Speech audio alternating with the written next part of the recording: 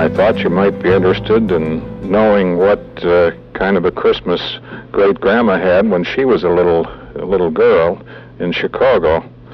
See, that would be about in, around 1880, when you were about 8 years old then, weren't you? And you lived in Chicago on Canalport Street, wasn't it? Yeah. On Canalport Street. And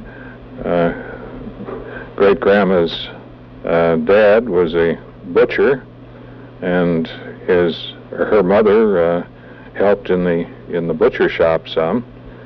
And great down trade. Mm-hmm. And Grandma had to probably by the time she was 7, 8 years old could do a lot of things for the smaller children. But what was Christmas like? Did you have a Christmas tree? Yes, we had a Christmas tree, and it never appeared till Christmas morning. We don't know where it came from, or who decorated it, or anything about it, or what was on the tree. And I'll tell you some of the things we had on the tree, and you'll be amused at some of them. Anything that was made of candy was made of clear sugar, and then the markings were made on it to represent, say, grapes, or a picture frame, or whatever it was. And that was made usually with some colored, maybe it was a mixture of sugar and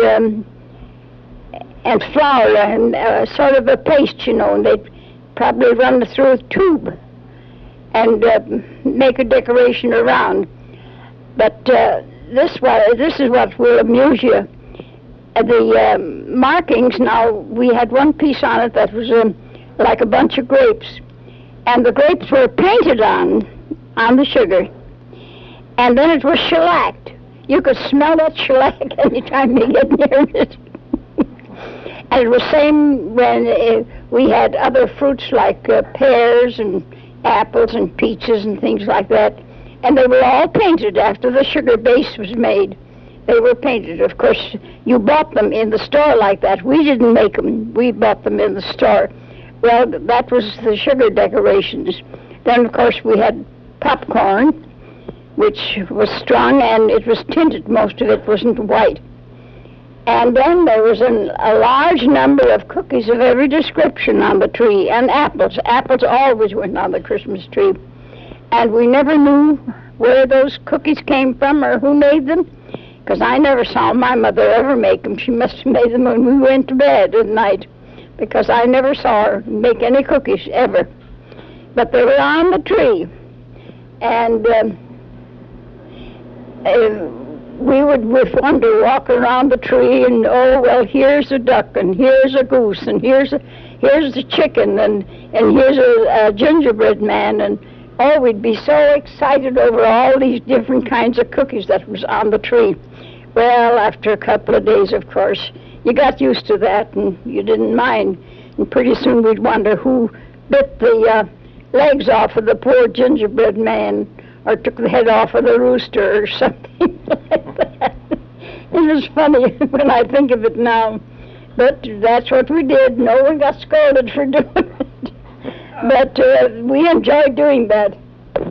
Well, then, we lit our tree up with candles. Of course, we're horrified at that nowadays, wonder how people got away with it. But that tree was never lit till my mother sat in her rocker and she could watch it. And she would keep her eye on that tree from the time she came in. The minute she went out the room for anything, and she made the business usually to stay for an hour. And then she'd light the tree. And I think it really looks beautiful, those candles. But what a hazard they were. And so I don't think we're glad we don't have to have them these days. But they really were wonderful. If you could stay right there and keep your eye on them. And then Mother, after she got all through, Mother would sit in her rocker, and pretty soon you'd hear her sing, Stille Nacht, heilige Nacht, alles schläft, einsam wacht, nur das heilige älter to Bethlehem bar. By them himmlischen Kind, by them himmlischen Kind. I didn't think I'd get away with it.